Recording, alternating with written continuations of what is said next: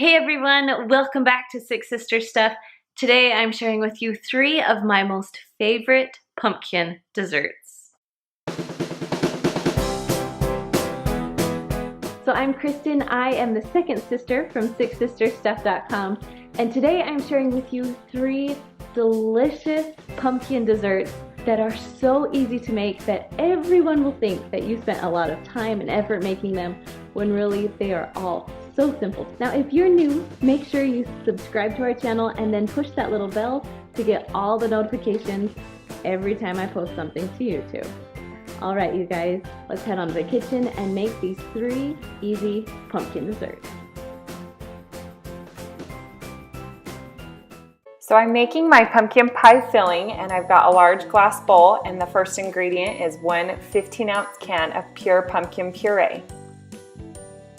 The next ingredient is a 14-ounce can of sweetened condensed milk. Now I'm adding 1/4 cup of light brown sugar, 2 large eggs, as well as 1 teaspoon of vanilla extract. Now for the spices, I'm adding 1½ teaspoons of ground cinnamon, 2 teaspoons of pumpkin pie spice, and 1/4 teaspoon of salt. Then I'm just going to mix this together until everything is well combined and the filling is smooth.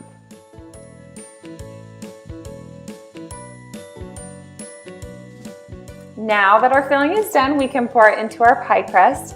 I'm just using a 9-inch store-bought pie crust, but if you have a homemade pie crust that you love, it would work great for this recipe. And then I just put the pie on a large baking sheet, and I've cut a few strips of foil that I'm loosely covering the crust with. I don't want my crust to be burned, and so I put this on in the beginning to kind of cover it so it cooks a little slower than the rest of the pie, and then I'll take it off towards the end so the crust gets nice and golden. But you could put it on halfway through if you feel like your crust is too dark. Then you put it in the oven at 425 degrees for about 15 minutes. Then reduce the oven temperature to 350 and bake for 35 to 40 more minutes until it's done. Serve with a little whipped cream and enjoy! So first you're going to crack your eggs and put 4 of them into a bowl. Then add 1 2/3 cup of sugar.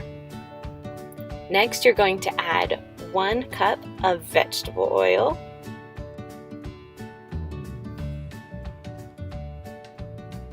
Then a smaller can of pumpkin. So there's comes in 2 sizes, the big can, the smaller can. You're going to add the smaller can, which is about 15 ounces. And just put that all in with the rest of it. Then mix it really well. So then you're going to add your 2 cups of flour and 2 teaspoons of baking powder. Now these are your dry ingredients. You can sift them all together, but I just throw them in. And then just 1 teaspoon of baking soda. Then I have my cinnamon, so it's 2 teaspoons of ground cinnamon, and then just 1 teaspoon of salt. You don't have to use the whole teaspoon. I did about half a teaspoon. Then mix it really well. Then I have a 9x13 pan that I'm going to spray with cooking spray, and then just dump your batter into the pan.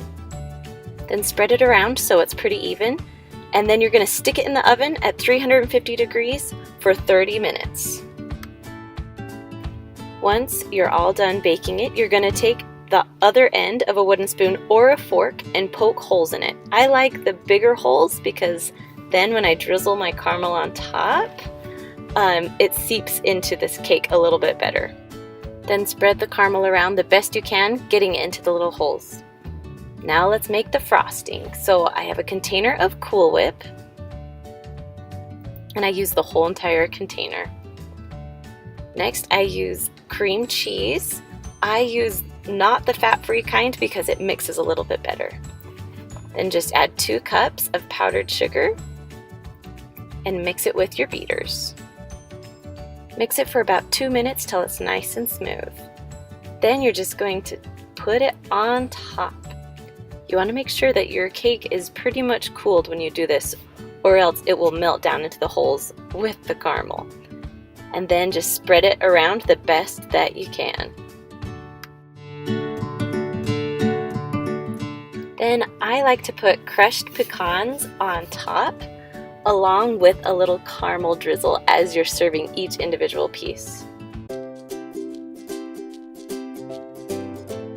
Let's get started. The first ingredient you'll need is a spice cake mix. To that, you'll add one 15-ounce can of pumpkin puree and then stir it until it's pretty much smooth. Refrigerate this mixture for about 30 minutes until it sets up a little bit and it's easier to roll.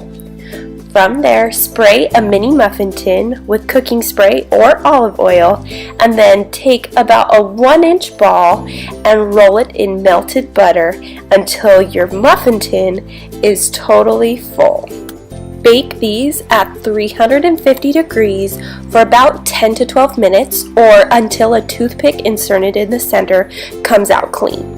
They should easily pop out of the muffin tin with a fork or a spoon. Then we like to top them with powdered sugar. Alright you guys, thanks so much for joining us today. Now if you want to see more pumpkin recipes, make sure you comment below or comment your most favorite pumpkin recipe. Alright, we'll see you guys later. Bye!